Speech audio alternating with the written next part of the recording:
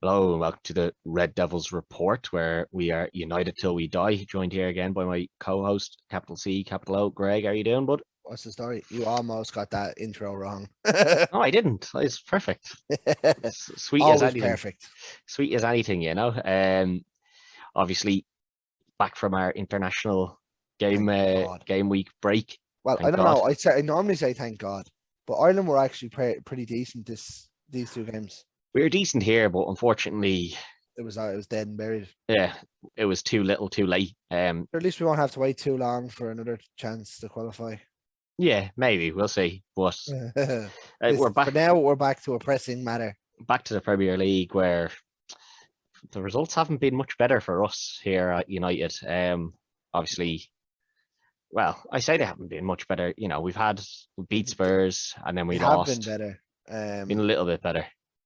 but there's no consistency. No, and that is the problem. There's no consistency. We might as well start this one by saying Ollie is still in the job. Yeah, For now. which we kind of were thinking that if he was going to go, it was going to be over international break. So I obviously, was very surprised. I thought he was dead man walking, and I think he knew himself that he was a dead man walking. I think I a think lot of the players thought it as well. the board have held on. Now I do think if somehow we lose today, Yeah, I think if we lose to Watford, we'll be in. He'll be in a lot of trouble. Especially with the games coming up, it's Arsenal or Chelsea, Arsenal. Yeah, it's not a good run for him at all here. Yeah. I think it'll depend on who is free and who isn't free. And it might end up being, somebody is willing to sign, but they're not going to take over till next year. And in which case, I'd be happy with that if they say, listen, I'll take over, but it'll be next year. And we keep Ole for the rest of the year if we know that he's not going to be. Looking at it there, like Rogers got very defensive in his interview about it, which was the perfect response from him, because it is very disrespectful to ask it the is. Leicester manager, "Oh, what do you think about this thing linking to the United job?" Sorry, mate, I'm doing my own job here. Like, you see, they have a big game coming up as well. He can't turn around and say, yeah, I'm on my way out the door, because I fully understand that, but like, he'll lose the dressing room straight away. There's nothing he can, he's definitely not going to say it. Oh no, he was never going to say it, but like, you can't say it anyway. But like, I mean, I thought his answer was very good in terms of, don't be asking stupid questions that I'm not going to give you an answer to. Yeah, true, exactly. And I think he did do a good job there. Now, obviously, our game here this week is against Watford. Should be 3 points. You'd be feeling like this should be 3 points. I mean, they've got 3 wins out of the 11. They haven't. The wins when they've got wins, they've looked very good. They're very similar to us in that they've looked very good when they are winning. What was it? Villa, Everton, and can't remember Leeds? who the other one is. No, Leeds beat them 1-0. Leeds beat them 1-0, yeah. But like, I can't remember who the other one was, but they have 3 wins. Yeah. The Everton win, obviously the biggest one for them. 5-2. But when they do start getting beaten, they get torn apart quite badly. That the team isn't great. You're talking a couple of good players now. Sarr's very good. He's the danger man. Yeah. Him and your man Emmanuel Dennis. Your man Dennis has looked very good now since he's come in. He's settled into them very, very well. King has been, in terms of Premier League, King has been up there for the last couple of years, really. He used to be with United. Yeah, but like the last couple of years where he was playing for whatever team he was playing for, he's always looked like he played for Everton. He looked all right there. Bournemouth. Yeah, he looked all right at Bournemouth. And then he went to Everton on loan for 6 months. He didn't do great with Everton, but like, I don't even think he played, did he? Really? He played a couple of games. Didn't look great with them, but like, he did have a few good goals for them. Obviously, Ben Foster. Ben Foster's not another bad. Former United player. Yeah. But the rest of the team is very. I think there's a couple of Cleverly plays for them. He's a former United player. Yeah, but I mean, they might have played for United, but like, a lot of these players are not really up to scratch. There's a reason that these are down in 17th at this point. It's that, like, to me, that Watford team is low to mid-table team. Yeah, I don't think we shouldn't have to be worried about them, especially when you look at the team that we have got. That it should be on paper. It should be a fairly handy stroll in the park. The problem is that it hasn't been. Although when you look at it now as well, I know they got a new manager in, and Ranieri took a pounding off Liverpool. Yeah, but Like he's a good manager. He is a good manager. The thing is with this, that a lot of those players don't play international football, so they've now had this 2 weeks, yeah. they've had this extended break of no football, which can sometimes be a blessing, sometimes be a curse, because if they're still training, then the sharpness is still there. But if they've taken 2 weeks off and not really trained, they Oh, could be in trouble. I'd say they've been training, especially with having a new manager come in, I would think so, yeah. kind of get the system going. And Which is what kind of gives me a little bit of a worry for this in the end. I do think that we should still be beating these. When you're yeah, looking at the team that we have, there's no reason that we shouldn't be getting past these. Ole has come out and said, that they've changed some stuff that they're training on and things like that, and hopefully that does show on the pitch, and we start to see more consistent performances. He's not filling people with a lot of confidence anymore, is he? Remember when he first came in, his yeah, interviews were direct, and people, it was nearly saying what people wanted to hear. yeah, and then now people called him out on it. Starting to doubt it. Yeah, I think people started calling him out on it when the results were going our way, everyone was loving what he was saying, and the second one result went bad, everyone kind of turned on him. I'm not saying he's a top tier manager or anything, but I do think that when you're managing at a top club, when things are going well, everyone has faith in you. But even one loss is enough to shake that faith for some fans. Oh yeah, especially they're the ones that are loud. Loss. Yeah, but the problem is that the ones when you get that loss, it's those fans that are shouting the loudest. So they're the ones that get heard. If you look at it, right, so our losses this year, Villa, we were absolutely piss poor. Right, we missed a penalty in the 96th minute to go 1-1. Should have done enough to win that game. We were lucky not to lose it 2 or 3-1. Yeah, I'm not saying that the losses we've had haven't been deserved or that we've played badly, but I think it's the performances. Even if we go out and have a good performance and lose, if we were on a winning streak of say 6 games in a row and then we go out and lose, even if the other performance was really, really good, there's a lot of people out there who make a lot of noise about that then and start saying he needs to go, and it wouldn't matter if he was top of the table with 7 or 8 wins in a row or anything like that. You're always going to get fans like that. Now, don't get me wrong, like everybody knows my opinion on this is I've been Ollie out since day one. Yeah, and I'm not saying you're wrong or anything like that, but I think the fact is that even one loss seems to be too much for people, and I think the people need to get over that. Oh, there is, yeah. But like, see, for me, I'll run off the fact that I didn't want them there.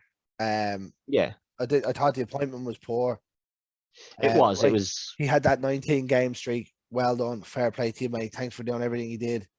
But they rushed into it. Yeah. No, they rushed into it. Yeah, they should have held off and not given him a full contract. Like just let him get to the end of that season and then appoint. I will give him his dues when they're due, like when he gets things right, and he's done really well against the likes of City and Chelsea and all for the last couple of years. Yeah, it's a good record, but there's just some stuff. It's just gone too far now. I think he's done well for us, and I've always been at this. I don't think he was ever going to be the one to lead us back to the former glories or anything, but I think he's done well with what we wanted him to do. But he's now reached that ceiling, and it is time for us to move on. Yeah. No, I don't know if it's going to happen before the end of the season. As I said before, I don't think the coaches out there that we should be looking at, the likes of Ten Hag or Rodgers or someone like that, I don't think they're going to come in before the end of the season. I wouldn't mind, like, I would, if I'm going to do it, I'd do it now and not risk losing top 4. I would like to, but I don't think, as I said before, I don't think those managers will leave. No, I don't think so myself. Ragniak might be the one to come in, and maybe he has said himself that he'd do it, and he'd only do it for the year. Now, these are speculation interviews that he's done. Like, yeah, I think he's just come out and said that, though. I don't think there was ever any talk. There was no nothing to it. It's just like, but that's like me coming out saying I'll go manage until the end of the year. You know what I mean? Yeah. No, I don't think. I think unless somebody steps in and takes that, I will have it till the end of the year, kind of. I don't know. Regardless, I think if they lose this week, like they could go out of the Champions League and everything this week. No, I know that, yeah, but unless things go very badly, I'd say they'll just leave it with him till the end of the year, and then they'll appoint someone unless things are really desperate. Like I think if 2 losses in the next 3, he's gone. Yeah, which is going to be a tough ask considering who. Or sorry, 2 losses in the next 3 Premier League games, or 3 losses in the next 4. Yeah, that's going to be a tough ask because you look at who we've got coming up, and it's not. Yeah, it's not an but, easy road. Like, it's not just him. I know it's not just him, and the players aren't performing either. Yeah, but he's put himself into this position by picking the same players when they're not playing well. He knows they're not playing well. Yeah, now certain players. Fred has been fucking dire for 2 years. Yeah, the odd Fred. Springton are good games. McTominay is a jobber. Yeah, he's the workhorse in that team. You know, you need someone like him. But Bruno's been desperate for this season.